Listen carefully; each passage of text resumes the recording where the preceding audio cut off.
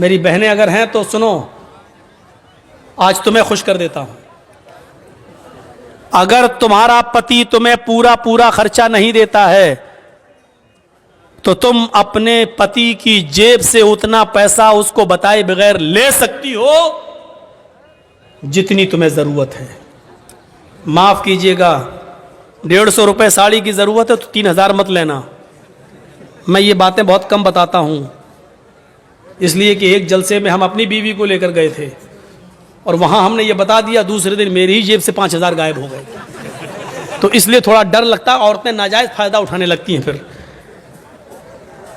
بیویوں کو چاہیے کہ وہ اپنے شوہر کی جیب سے اتنا لیں جتنے میں بچوں کا، اور وہ بغیر بتائے بھی لے سکتی ہے، اس کو چوری میں نہیں لکھا جائے گا، کیونکہ عورت آپ کے پیسوں کی حقدار ہے، اور آپ اپنے بچوں پر خرچ کریں، یہ آپ کی ذمہ داری بنتی ہے۔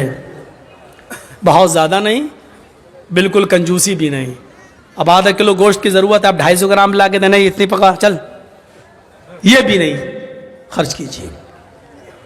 میاں بیوی میں بہت پیار محبت بھی ہونی چاہیے۔ اور سنو، عورتیں اگر کبھی غصہ ہوں تو شوہروں کو چاہیے، آپ لوگوں کو، ہمیں اور آپ کو، کہ ان کی کچھ سن لیں۔ ضروری نہیں کہ اپنی بیوی کی ہر بات کا جواب دیں۔ حضرت عمر فاروق کے پاس ایک نوجوان آیا شکایت لے کر اپنی بیوی کی، تو ان کے ایک باہر کمرہ بنا ہوا تھا، اس کمرے میں بیٹھ گیا، تو کیا ابھی حضرت عمر نکلیں گے تو اپنی بیوی کی شکایت کریں گے، لیکن دیکھ رہا ہے کہ اندر آواز آ رہی ہے، دروازے پہ کان لگایا تو کیا سن رہا ہے کہ ان کی بیوی عمر کے اوپر برس رہی ہیں، صاحب تم تو چلے جاتے ہو، پکنے کو کون لائے گا، کھانے کو کون لائے گا، آٹا کون لائے گا، چاول کون لائے گا، یہ کون لائے گا، تم تو چلے جاتے ہو، تمہیں فکر ہوتی ہے پھر گھر کی۔ حضرت عمر سر نیچے ڈال کے کر رہے ہیں، یہ کہنے لگا لو، یہ اٹھ کے چلنے لگا۔ حضرت عمر تھوڑی دیر کے بعد گھر سے نکلے، کمرے میں آئے کہ ہیں یہاں تو ایک آدمی بیٹھا، دیکھا وہ جا رہا ہے، اس کو آواز دی، اے ہلو سنو، اے، اس نے پیچھے مڑ کے دیکھا، ادھر جی تم تو میرے پاس آئے تھے نا؟ جی ہاں بولو کس کام سے آئے تھے؟ نہیں امیر المومنین اب وہ کوئی کام نہیں ہے میرا، میں جا رہا ہوں۔ ارے نہیں تم اتنی دور سے آئے، کام بتاؤ، کیا کام تھا بتاؤ تو صحیح۔ کہا وہ میرا کیا کام تھا وہ تھا، لیکن وہ آپ کے بس کا نہیں ہے۔ میں امیر المومنین ہوں، میرے بس کا نہیں ہے، مجھے لوگوں کی خدمت کے لیے لوگوں نے امیر بنایا اور میرے بس کا نہیں ہے۔ کہا امیر المومنین میری بیوی مجھے الٹا سیدھا بولتی ہے، اتنا بولتی ہے میں سن نہیں پاتا ہوں، میں یہ شکایت لے کے آیا، میں نے سوچا آپ سے کریں گے، سن رہا ہوں یا دیکھتا ہوں کہ آپ تو خود ہی اسی بیماری میں مبتلا ہیں، آپ تو خود اپنی بیوی کے سن رہے ہیں، تو میں نے سوچا کہ جب آپ خود اپنا علاج نہیں کر پا رہے تو میرا کیا کریں گے، میں چل دیا۔ کہا بیٹھو، سنو، کہا کیا؟ بیوی سے جب ملتے ہو، ہم بستری کرتے ہو، تو جو بچہ پیدا ہوتا ہے وہ بچہ کس کا ہے؟ کہا میرا۔ اس کو نہلانے اور دھلانے کی ذمہ داری کس کی ہے؟ کہا میری۔ بیوی جو آپ کے بچے کو دودھ پلا رہی ہے، یہ اس کی ڈیوٹی نہیں ہے دودھ پلانا، پلا دیتی ہے، اگر وہ دودھ پلانے کا پیسہ آپ سے مانگے تو آپ کو دینا پڑے گا، لیکن پھر بھی وہ پلا دیتی ہے بیچاری فری میں، یہ کس کی ذمہ داری ہے دودھ پلوانے کی؟ کہا میری۔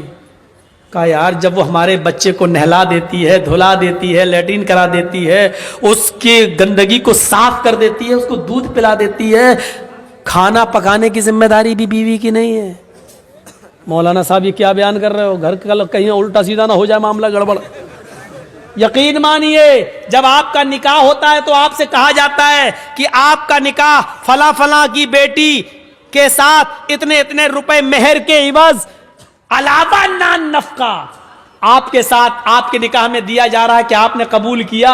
تب آپ کہتے ہیں میں نے قبول کیا۔ اس میں آپ کو کیا کہا جاتا ہے؟ اتنا مہر ہے علاوہ نان نفقہ، یعنی نان مانی روٹی، نفقہ مانی خرچہ، یعنی روٹی اور کپڑا خرچہ یہ سب الگ، اس کے علاوہ روٹی آپ کو دینا ہے، کھانا آپ کو دینا ہے، اگر وہ نہیں پکاتی ہے تو آپ اس سے زبردستی نہیں پکوا سکتے ہیں، اور کھانا آپ کو کھلانا پڑے گا، خود پکاؤ کھلاؤ یا ہوٹل سے لاؤ کھلاؤ، لیکن وہ کھلا دیتی ہے اور پکا دیتی ہے۔ تو کیا تم اتنا بھی نہیں سن سکتے ہو؟ کہا امیر المومنین اچھا ہوا یہ مجھے بتایا، یہ بات کہیں میری بیوی کو مت بتا دیجئے گا، ورنہ روٹی بھی ہم ہی کو پکانا پڑے گی۔ ٹھیک ہے میں سنوں گا. پھر حضرت عمر فاروق نے کہا سنو, تم نے اللہ کے رسول کی حدیث نہیں سنی؟ فَإِنَّ خُلِقْتَ مِنْ ضُلَعٍ خُلِقَتْ مِنْ ضُلَعٍ, عورت آدم کی بائیں پسلی سے پیدا ہوئی ہے, اور پسلی کا اوپر والا حصہ یہ ٹیڑھی ہوتی ہے. ٹیڑھی پسلی کیسی ہوتی ہے؟ یہ والی پسلی آپ نکالیے بائیں طرف کی, ایسے نکلے گی, یہ پسلی ہے. اللہ کے نبی کہتے ہیں کہ یہ آدم کی پسلی سے پیدا ہے بائیں, اور پسلی ٹیڑھی ہوتی ہے. فَإِن ذَهَبْتَ تُقِيمُهُ كَسَرْتَهُ, اگر تم نے اس پسلی کو سیدھا کرنے کی کوشش کی تو پسلی سیدھی نہیں ہوگی. ایسے کرو گے یہاں تک ہو جائے گی, بس یہ ٹوٹ جائے گی, سیدھی نہیں ہوگی. فَإِن ذَهَبْتَ تُقِيمُهُ كَسَرْتَهُ, اگر تم نے پسلی کو سیدھا کیا تو توڑ دو گے, اور اگر ایسے ہی چھوڑ دیا تو ٹیڑھی رہے گی. اب بتاؤ ٹیڑھی رکھنا برداشت ہے یا توڑنا برداشت ہے؟ نہیں, ٹیڑھی رکھنا سیدھا ہے, صحیح ہے. توڑنے کا مطلب طلاق, یعنی عورت طلاق لے لے گی یہ گوارا ہے, لیکن تم چاہو کہ سدھر جائے, پوری نہیں سدھرے گی. یہ یاد رکھنا. میری بہنیں برا مان رہی ہوں کہ ہم کو اتنا برا کہہ رہا ہے.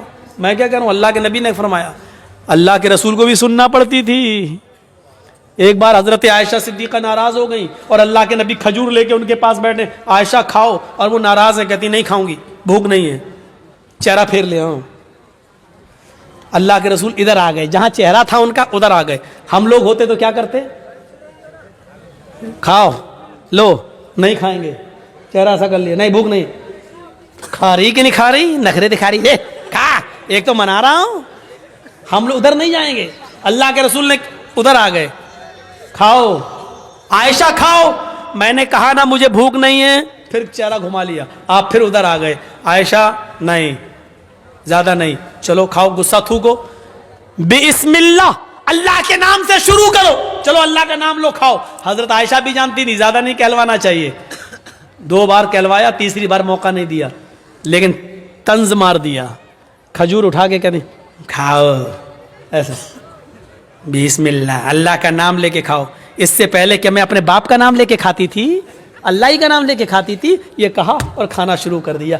یہ تھی میاں بیوی کی نوک جھوک, کوئی بری بات نہیں ہے. لیکن منانے کا اسٹائل دیکھو, لے کھاؤ, نہیں ہم لوگوں کی طرح نہیں, دکھا نخرے مت دکھا, چل کھا لے, منا رہے ہیں نا ابھی. اللہ کے رسول نے ایسا کبھی نہیں کہا, لو آ گئے ادھر. یہ ہوتا تھا.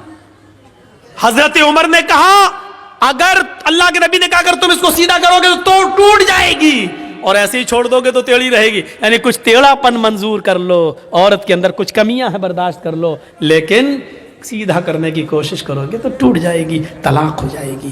کتنی بہترین چیز بتائی.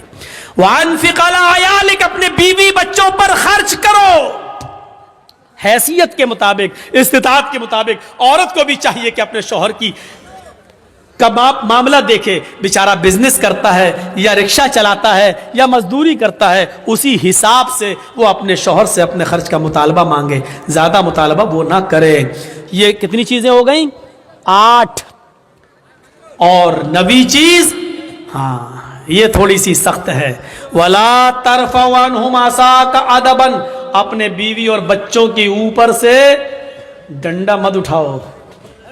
ادب سکھانے کے لیے لاٹھی ڈنڈا رکھے رہو, یعنی کبھی کبھی مارنے کی ضرورت پڑ سکتی ہے, ہلکی پھلکی مار سکتے ہو, ہلکی پھلکی مار. وہ بھی کب بتا دیا کہ جب وہ تمہارے بستر پر کسی ایسے آدمی کو آنے دیں جس کا آنا تمہیں پسند نہیں ہے, یعنی بستر تمہارا اور غیر مرد کو وہ اپنے بستر پہ بلائیں, تب تم اپنی بیوی کو مار سکتے ہو. لیکن ہلکی مار, اتنی نہیں کہ جب پنچایت بیٹھے تو پیٹھ کھول کے دکھائے, دیکھو کتنے داغ پڑ گئے, اتنا مارا پیٹھ سوج گئی, اتنی مار